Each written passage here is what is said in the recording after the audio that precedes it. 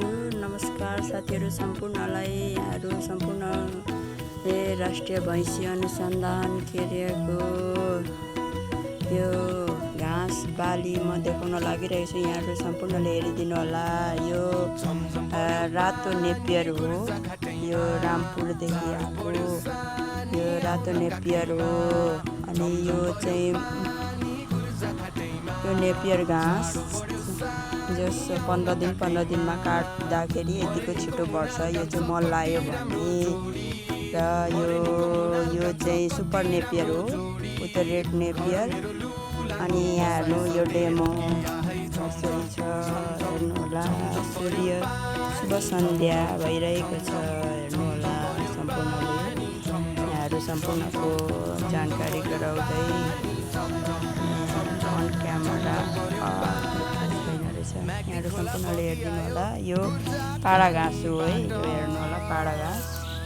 यो डेमोको यिनीहरूले यो गरिरहेको छ। यहाँहरू सम्पूर्णले यो मुलाटो हो। मुलाटो तर यहाँनिर अहिले यो सानो काटेर यस्तो छ। यो मुलाटो चाहिँ यो घाँसै हो हाइब्रिड। अनि त्यहाँबाट यो मुलाटो यो नेपियर हो। यो नेपियर अघि हेरिहाल्नुभयो। नेपियर यो चाहिँ झुसे नेपियर हुन्छ, तर अहिले चाहिँ छैन होइन। अहिले काटिसकेको हो। यो 15 दिन भइसकेको हो। अनि ग्वान्टेमाला भन्ने एउटा घाँस हुन्छ, त्यो पनि यो हाइब्रिड घाँस नै हो, तर यहाँ देख्न सकिएन। सुपर नेपियरको पनि जात छ। त्यो नेपियर यो दोस्रो नेपियर। यो अर्को कुन नेपियर रहेछ भने यो ढुस भनेको त त्यो पहिला पुरानो ढुस क्या, एकदमै हातहरू पनि काट्छ। यो ढुस नेपियर हो। यहाँहरू सम्पूर्ण जानकारी गराउँछु। यो हाइब्रिड हो। यो नेपियर थिन भनेको यो अलिक सानो पत्ता हुन्छ। यहाँ हेर्न सक्नुहुन्छ यहाँहरूले। यो नेपियरहरूको हो। अनि सब पानी पसेको रहेछ। यो पारा घाँस अघि हेरिहाल्नुभयो। पारा घाँसको त्यो चिलाउने हुन्छ। यो 5 पालम हो। अनि यो 5 पालम हो। 5 पालमको स्टिक भाँचिएको रहेछ। अनि 5 पालम यो अघि 5 पालम हो। यो सिटेरिया हो। यो पनि घाँसै हो, सिटेरिया। अनि 5 पालम यो 5 पालम यो सिटेरिया नै हो। यो सिटेरिया 5 पालम सिटेरिया रहेछ। 5 पालम सिटेरियाले नै बढी दुःख हुन्छ त।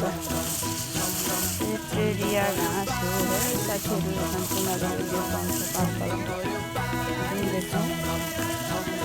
5 पालम सिटेरिया।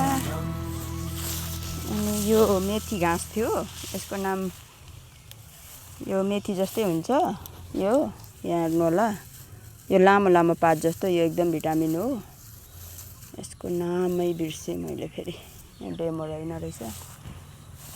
अनि त्यहाँबाट हेर्नु सक्नुहुन्छ यहाँहरू सम्पूर्णले। यो लेमन ग्रास त हेर्नुभएको होला। चिया मेन्था भनेर गाउँघरमा रोप्नु भएको छ नि। अनि यहाँको डेमो कता गयो। अनि त्यहाँबाट यो बदामे घाँस। यो बदामे घाँस भनेको चाहिँ यस्तो हुन्छ है। यहाँ हेर्नुहोस् है साथीहरू। बदामे घाँस यो पनि एकदम भिटामिन हो। त्यो मेथी घाँस हो। त्यसको नामै चाहिँ बिर्सिहालेँ अब 1.5 साल भएर। यो बदामे घाँस हेर्नुहोस्। यो डेमो हो। अनि त्यहाँबाट यस्तै छ। यो नेपियर हो। यो रामपुरदेखि ल्याएको नेपियरहरू हो। सुपर नेपियर यो नेपियर। यो कागती हेर्नुहोस् फल्दो रहेछ 2 वर्षमा। यो कलमे कागती टन्नै फलेको छ, हेर्नुहोला यहाँहरूले। यो घाँस बाली प्रदर्शनी, यो तर यो राष्ट्रिय भैँसी अनुसन्धानको अरूहरू पनि छ है, तर अब यहाँनिर डेमोमा देखाएको छैन।